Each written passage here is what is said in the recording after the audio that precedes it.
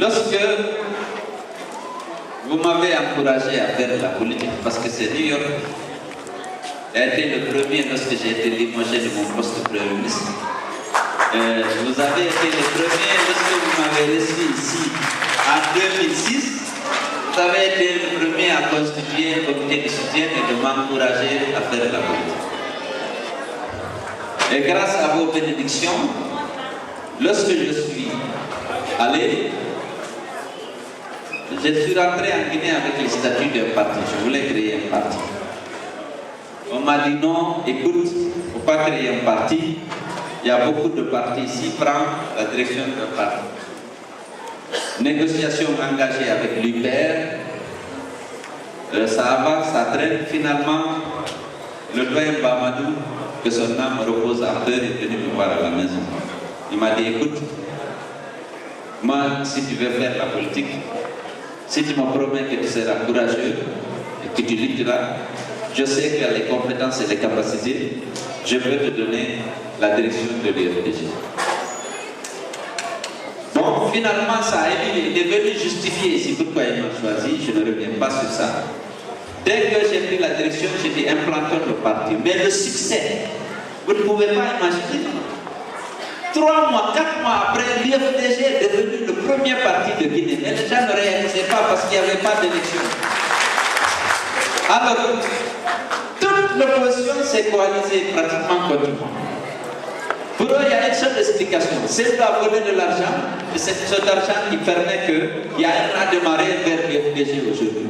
Il faut trouver le moyen de le disqualifier. Vous savez, lorsque Dadis est arrivé, j'étais la cible première du CNDD, comme prédateur. Vous-même, vous avez été inquiet. C'est lui qui a vendu Air Guinée, c'est lui qui a fait ceci, il a vendu le rail, il a détourné de l'argent. Je vous ai rassuré, je dis, n'ayez pas d'inquiétude. Bien qu'il n'y a pas la justice en Guinée, moi je sais, mais qui va aurait en commun de faire. Sinon, le politique, je me suis imposé une discipline, une rigueur qui faisait que je pouvais lever partout la tête, dire ah non, à Dadis, je suis contre ta candidature. J'étais le premier à le faire sur une radio internationale. Mais qu'est-ce que je n'ai pas suivi? Mais j'étais sûr de moi.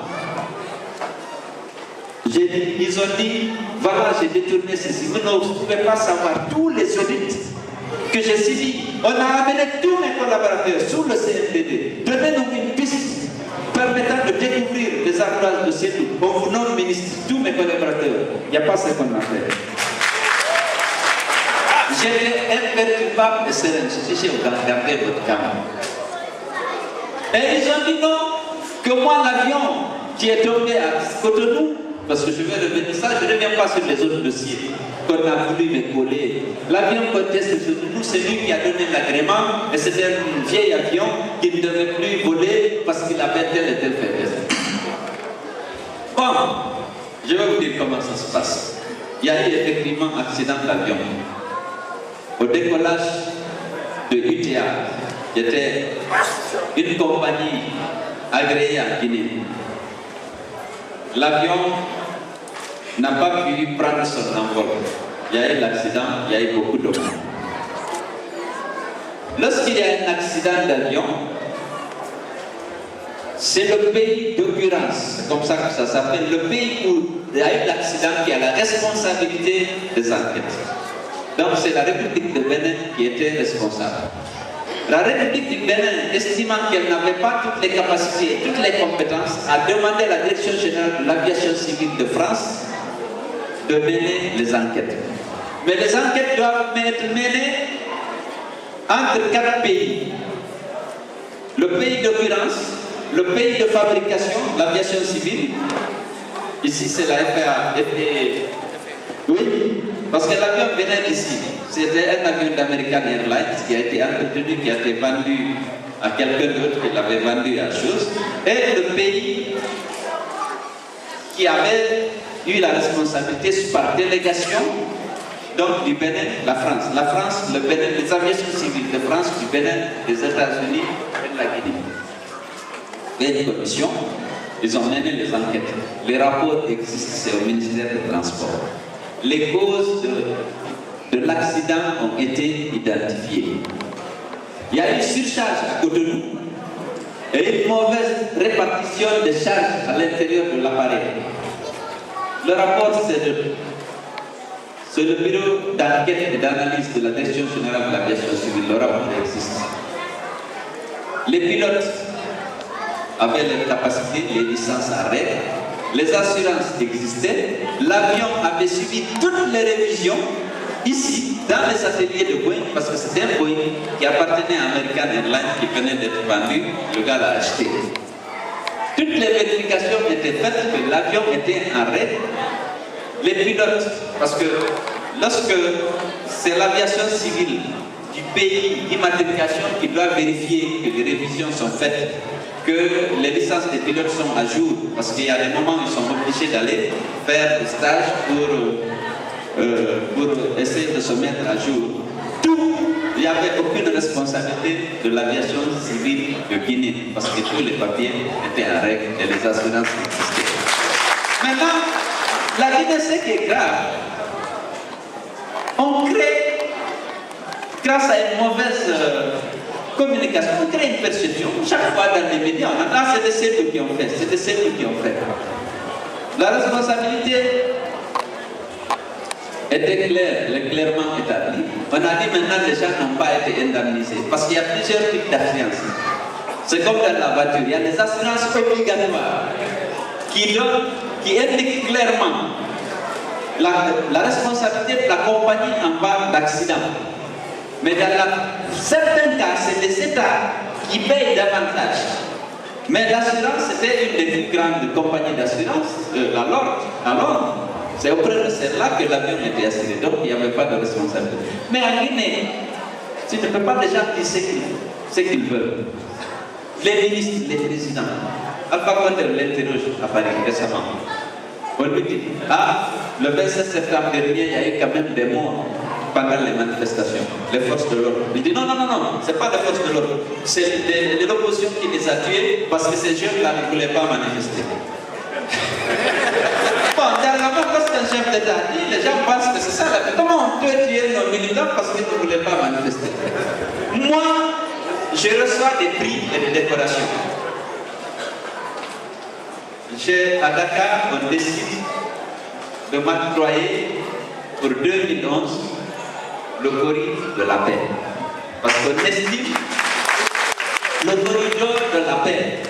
Parce qu'on estime que mon attitude pendant la campagne et l'acceptation des élections, que c'était une position démocratique et qui a engendré la paix, qui a préservé la paix. Donc il décide ça, on me convie, il y a tout le monde, et toute l'élite économique, politique et culturelle du Sénégal. Là, il y a Nias, un responsable de l'INEP qui a le corridor de la communication, il y a Abdou Diouf qui a un autre corridor, il y a Soumaïla Sissé qui a un autre corridor. Moi j'ai le corridor de la paix parce que tout le monde avait peur que la Guinée ne sombre dans les violences après la proclamation des résultats. Et donc ça a été un soulagement. Vous avez vu la lettre que Ban Ki-moon m'avait adressée. Et tout le monde, Barack Obama, et individuellement, j'ai reçu beaucoup de lettres, de félicitations, et c'est pas pour ça que j'ai fait la chose. De toute façon, c'était une coïncidence. Mais Alassane Condé passe à la radio. Il dit que j'ai été décoré à Conakry, à Dakar, non pas pour mon attitude considérée comme contribuant à préserver la paix, ou parce que je suis le plus gros investisseur étranger au Sénégal. Parce que j'ai volé de l'argent et que je l'ai investi au Sénégal. Lorsqu'un ministre dit des choses comme ça, n'a aucun lien avec la décoration du président. Donc beaucoup de gens croient parce que le ministre l'a dit, alors que ça n'a rien à voir. Donc vous voyez qu'il y a beaucoup de choses qui se disent, mais malheureusement, personne ne cherche à fournir la preuve, c'est détruire l'image des gens, présenter ces nous, malgré tous les discours républicains que j'ai tenus partout, malgré toutes les discussions qu'on a prises. On va dire non, celle de certains partis, c'est l'hégémonie peur. Mais si vous votez pour lui, alors les peurs de toutes les régions du monde, de tous les pays du monde vont venir ici, vous n'aurez plus d'espace. Voilà, donc, bon, je crois que j'ai répondu. Je voulais simplement je voulais profiter pour expliciter un peu. Je m'excuse, je vais parler en français parce que le journaliste qui a posé la question en français et j'ai entendu dire que ce n'est pas prévu dans la Constitution. Donc je vais l'informer que la Constitution parle d'un fichier général. Le fichier général pour les élections, c'est l'ensemble des électeurs du pays. Ils doivent voter pour deux types d'élections, l'élection présidentielle et la proportionnelle aux législatives. C'est dans ce fichier général qu'il y a les électeurs de l'extérieur qui sont recensés dans les chancelleries. Donc au niveau de chaque ambassade ou consulat, il existe un démembrement de la CENI. Ce démembrement de la CENI a pour mission de recenser l'ensemble des électeurs guinéens qui se trouvent dans le pays concerné. Ce recensement est envoyé à la CENI pour le fichier général. Ce fichier général permet le vote pour la présidentielle et les 76 candidats sur la liste nationale. Par contre, les autres votes, les Guinéens de l'extérieur ne sont pas intéressés pour la liste à l'uninominal. C'est-à-dire le député de Mamou, de Kouroussa, de Sikiri, de Kankan, les Guinéens de l'extérieur ne votent pas pour lui. Mais comme l'a dit le président de l'UPG, les listes nationales qui comportent les 76 noms, les Guinéens de l'extérieur ont le droit d'être inscrits et le droit de voter. Donc c'est cette précision, nulle part la Constitution ou le vote n'exclut le Guinéen de l'extérieur du vote pour la liste à la proportionnelle. Donc comprenez que le fichier général des électeurs est réservé pour les Guinéens de l'extérieur. Ils appartiennent à ce fichier général. Et que c'est ce fichier qu'on utilise pour le vote à la présidentielle et la proportionnelle aux législatives. Maintenant, le président Touré, vous demandez quel message nous avons pour les manifestations que vous voulez faire le 28 septembre. Le message il est très clair. Comprenez que le 28 septembre, c'est l'opposition guinéenne.